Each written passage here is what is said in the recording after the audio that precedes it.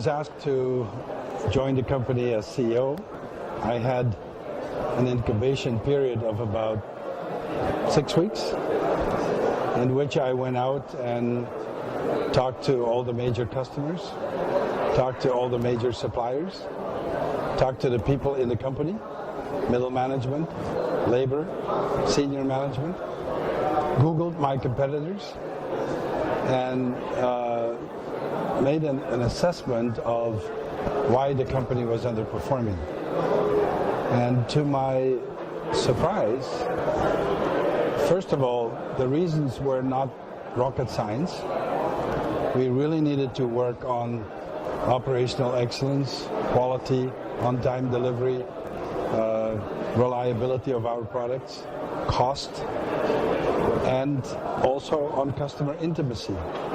We were leaders in technology, we've always been, and I think that's the real historic DNA of the company. But we forgot that there are those two other dimensions: how you deal with customers, how do you see opportunities before they are obvious to everybody else, so that you can act upon them in your technology groups 3 years before the market wants to buy them, so that you're not late. And also in terms of changing the mentality of being a niche player. Therefore, it was not okay, in my opinion, to be more expensive. Kind of an attitude like, if you cannot afford Barco, then buy something else. Well, in many cases, customers did buy something else. It required really a complete overhaul of the mindset and the culture of the company to build really an industrial value creation model around technology. Go beyond technology and move into those markets and with those value propositions that were globally competitive. Sounds simple, it's hard to do. But we did it. We worked hard, worked on the portfolio, worked on operational excellence, worked on the way we deal with customers, strategy also. And so all these things eventually came together, and lo and behold, we started to grow again very rapidly.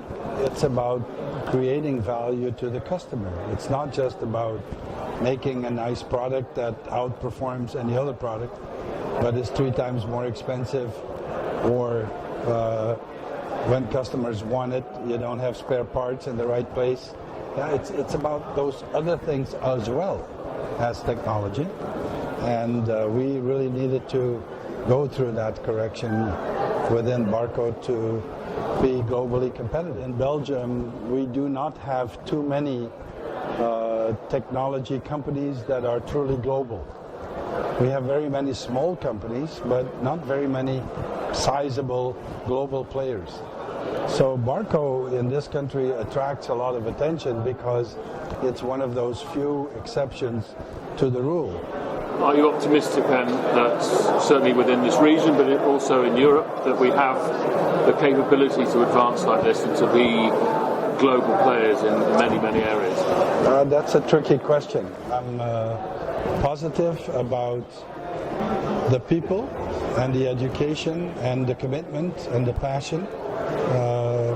We have all the ingredients to be successful, but I'm a little worried about external factors to the economy that make it difficult for us to be globally competitive. For example, my opinion, the euro is currently very, very overvalued, and that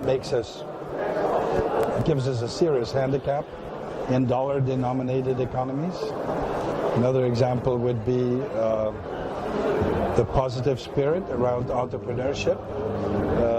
We really need to embrace these young companies and motivate young people to make them see that it's worthwhile to commit to technology and to growth and to playing global games against these giants. You know, we forget that these giants were once small companies as well. So it is about people and about passion and about commitment, but it is also about creating in the country an environment that is stimulating to entrepreneurship and to building companies that can be globally competitive. And it's in the context creation that I'm mostly worried. When I see what countries like Canada or the United States, even China, India, what they do to stimulate innovation and to bring small companies to the front and give them vitamins, I think we don't do enough. But I think the main handicap is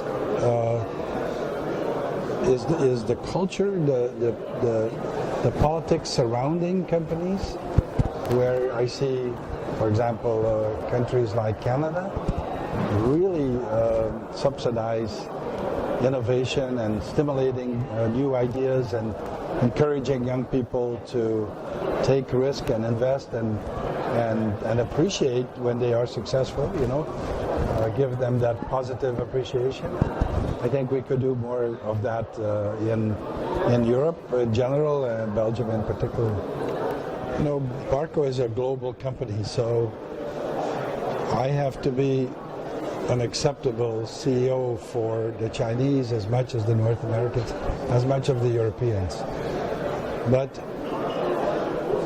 in my experience, the Europeans are as innovative, as creative, as well, if not better, educated than almost any other continent. So the issue is not the people, and it's not their desire, their commitment, their willingness to excel.